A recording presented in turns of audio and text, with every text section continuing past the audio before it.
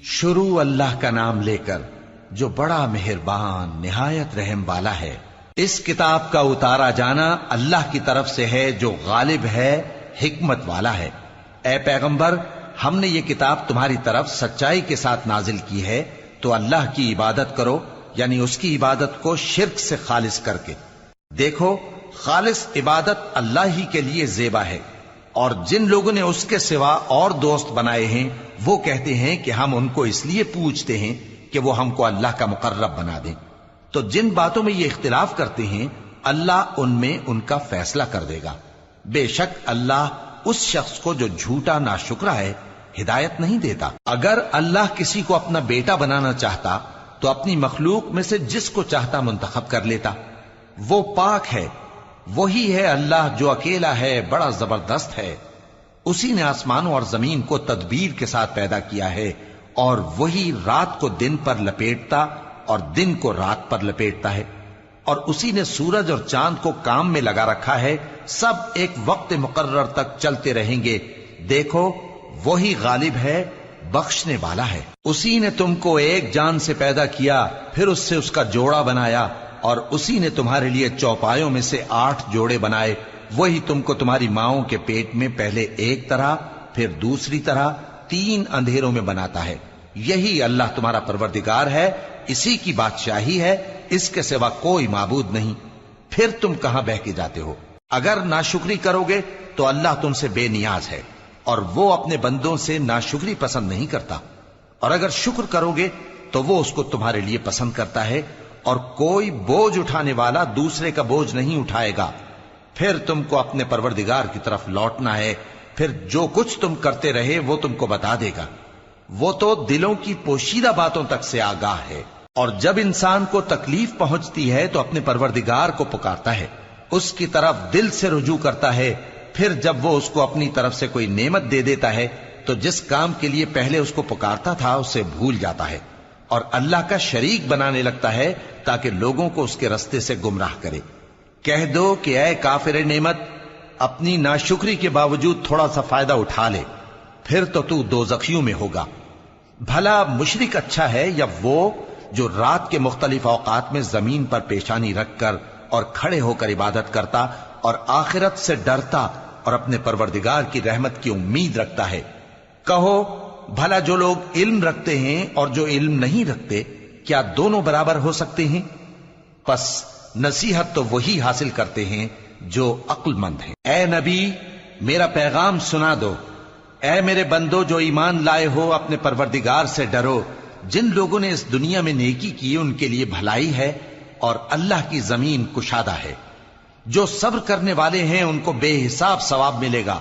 कह दो कि मुझसे इरशाद हुआ है कि अल्लाह की इबादत को खालिस करके उसकी बंदगी करूं, और यह भी इरशाद हुआ है कि सबसे पहले मैं फर्माबरदार बन जाऊं। कह दो कि अगर मैं अपने परवरदिगार का हुक्म न मानूं तो मुझे बड़े दिन के अजाब से डर लगता है। कह दो कि मैं अपने दीन को शिर्क से खालिस करके अल्लाह ही की इबादत करता हूं, अब तुम उसके सिवा जिसकी चाहो परस्तिश करो। कह दो कि नुकसान उठाने वाले तो वही लोग हैं जिन्होंने क़यामत के दिन अपने आप को और अपने घर वालों को नुकसान में डाला। देखो, यही सरासर नुकसान है। उनके ऊपर आग के सायबान होंगे और नीचे उसी के फर्श होंगे। ये वो अजाब है जिससे अल्लाह अपने बंदों को डराता है कि ऐ मेरे बंदो, मुझी से डरते रहो। और जिन्होंने इस बात से परहेज किया कि बुतों को पूजें और अल्लाह की तरफ रुजू किया, उनके लिए बिशारत है।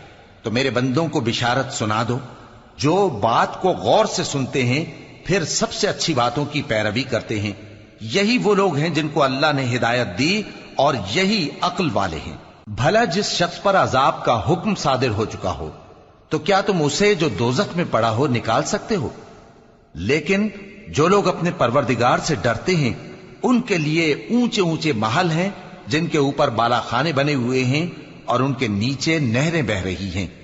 ये अल्लाह का वादा है, अल्लाह वादे के खिलाफ नहीं करता। क्या तुमने नहीं देखा कि अल्लाह आसमान से पानी नाजिल करता, फिर उसको जमीन में चश्मे बनाकर जारी करता, फिर उससे खेती उगाता है जिसके तरह तरह के रंग होते हैं, फिर वो तैयार हो जाती है।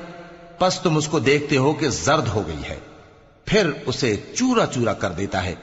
बेशक इसमें عقل والوں کے لیے نصیحت ہے۔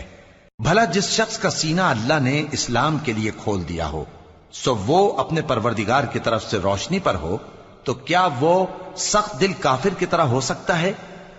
پس ان پر افسوس ہے جن کے دل اللہ کی یاد سے غافل اور سخت ہو رہی ہیں، اور یہی لوگ سراسر گمراہی میں ہیں۔ اللہ نے نہایت اچھی باتیں نازل فرمائی ہیں، یعنی کتاب جس کی آیتیں باہم ملتی جلتی ہیں اور دہرائی جاتی ہیں۔ جو لوگ اپنے پروردگار سے ڈرتے ہیں ان کے بدن کے رونگٹے اسے سن کر کھڑے ہو جاتے ہیں، پھر ان کی کھالیں نرم ہو جاتی ہیں اور دل بھی نرم ہو کر اللہ کی یاد کی طرف متوجہ ہو جاتی ہیں۔ یہی اللہ کی ہدایت ہے، وہ اس سے جس کو چاہتا ہے ہدایت دیتا ہے، اور جس کو اللہ گمراہ رہنے دے اس کو کوئی ہدایت دینے والا نہیں۔ بھلا جو شخص قیامت کے دن اپنے چہرے پر برے عذاب کو روکتا ہو، کیا وہ ویسا ہو سکتا ہے جو چین میں ہو؟ اور ظالموں سے کہا جائے گا کہ جو کچھ تم کرتے رہے تھے اب اس کے مزے چکھو۔ جو لوگ ان سے پہلے تھے انہوں نے بھی تکذیب کی تھی، تو ان پر عذاب ایسی جگہ سے آ گیا کہ ان کو خبر ہی نہ تھی۔ پھر ان کو اللہ نے دنیا کی زندگی میں رسوائی کا مزہ چکھا دیا، اور آخرت کا عذاب تو بہت ہی بڑا ہے۔ کاش یہ سمجھ رکھتے۔ اور ہم نے لوگوں کے سمجھانے کے لیے اس قرآن میں ہر طرح کی مثالیں بیان کی ہیں تاکہ وہ نصیحت حاصل کریں۔ یہ قرآن عربی ہے جس میں کوئی عیب اور اختلاف نہیں، تاکہ وہ ڈر مانے۔ اللہ ایک مثال بیان کرتا ہے کہ ایک شخص ہے جس میں کئی آدمی شریک ہیں مختلف مزاج کے، اور ایک آدمی پورے کا پورا ایک شخص کا غلام ہے۔ بھلا دونوں کی حالت برابر ہے؟ نہیں، الحمدللہ، مگر یہ اکثر لوگ نہیں جانتے۔ اے پیغمبر، تم بھی مرنے والے ہو اور یہ بھی مرنے والے ہیں، پھر تم سب قیامت کے دن اپنے پروردگار کے سامنے جھگڑو گے۔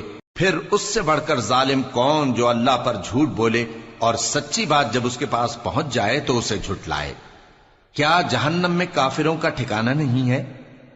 اور جو شخص سچی بات لے کر آیا اور جس نے اس کی تصدیق کی وہی لوگ متقی ہیں۔ وہ جو چاہیں گے ان کے لیے ان کے پروردگار کے پاس موجود ہے۔ نیکوکاروں کا یہی بدلہ ہے، تاکہ اللہ ان سے برائیوں کو جو انہوں نے کی دور کر دے، اور نیک کاموں کا جو وہ کرتے رہے ان کو بدلہ دے۔ کیا اللہ اپنے بندے کو کافی نہیں؟ اور اے نبی، یہ تم کو ان لوگوں سے جو اللہ کے سوا ہیں یعنی غیر اللہ سے ڈراتے ہیں، اور جس کو اللہ گمراہ رہنے دے اسے کوئی ہدایت دینے والا نہیں، اور جس کو اللہ ہدایت دے اس کو کوئی گمراہ کرنے والا نہیں۔ کیا اللہ عزت والا بدلہ لینے والا نہیں ہے؟ اور اگر تم ان سے پوچھو کہ آسمانوں اور زمین کو کس نے پیدا کیا تو کہہ دیں گے کہ اللہ نے۔ کہو کہ بھلا دیکھو تو جن کو تم اللہ کے سوا پکارتے ہو، اگر اللہ مجھ کو کوئی تکلیف پہنچانی چاہے تو کیا وہ اس تکلیف کو دور کر سکتی ہیں؟ یا اگر وہ مجھ پر مہربانی کرنا چاہے تو کیا وہ اس کی مہربانی کو روک سکتے ہیں؟ کہہ دو کہ مجھے اللہ ہی کافی ہے، بھروسہ رکھنے والے اسی پر بھروسہ رکھتے ہیں۔ کہہ دو کہ اے قوم، تم اپنی جگہ عمل کیے جاؤ، میں اپنی جگہ عمل کیے جاتا ہوں۔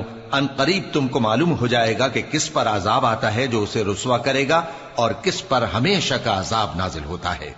ہم نے تم پر یہ کتاب لوگوں کی ہدایت کے لیے سچائی کے ساتھ نازل کی ہے، تو جو شخص ہدایت پاتا ہے تو اپنے بھلے کے لیے، اور جو گمراہ ہوتا ہے تو گمراہی سے اپنا ہی نقصان کرتا ہے۔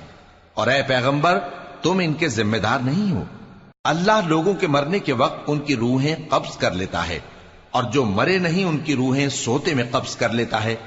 پھر جن پر موت کا حکم کر چکتا ہے ان کو روک رکھتا ہے، اور باقی روحوں کو ایک وقت مقرر تک کے لیے چھوڑ دیتا ہے۔ جو لوگ غور و فکر کرتے ہیں ان کے لیے اس میں نشانیاں ہیں۔ کیا انہوں نے اللہ کے سوا اور سفارشی بنا لیے ہیں؟ کہو کہ خواہ وہ کسی چیز کا بھی اختیار نہ رکھتے ہوں اور نہ کچھ سمجھتے ہی ہوں تب بھی کہہ دو کہ سفارش تو سب اللہ ہی کے اختیار میں ہے، اسی کے لیے آسمانوں اور زمین کی بادشاہت ہے، پھر تم اسی کی طرف لوٹ کر جاؤ گے۔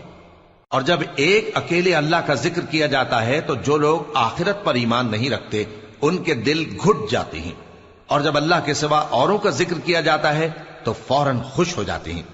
کہو کہ اے اللہ، اے آسمانوں اور زمین کے پیدا کرنے والے، پوشیدہ اور ظاہر کے جاننے والے، تو ہی اپنے بندوں میں ان باتوں کا جن میں وہ اختلاف کرتے رہے ہیں فیصلہ کرے گا۔